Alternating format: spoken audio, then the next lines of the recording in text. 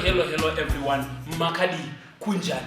Ndeipi utini makadi muri Zimbabwe makadiko matimana makadiko ne kwamuri koko rangu zita ndini Abiatha Mugadza aka Abike Frango.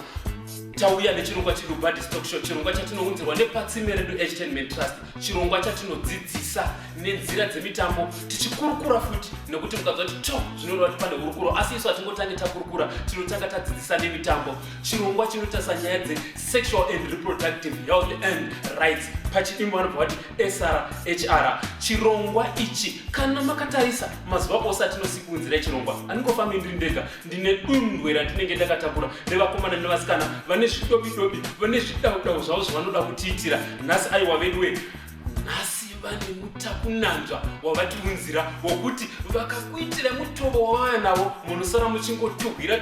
Saka izvezvi regai timboti turu timbonokupai mutambo tozokurukura zvinotevera.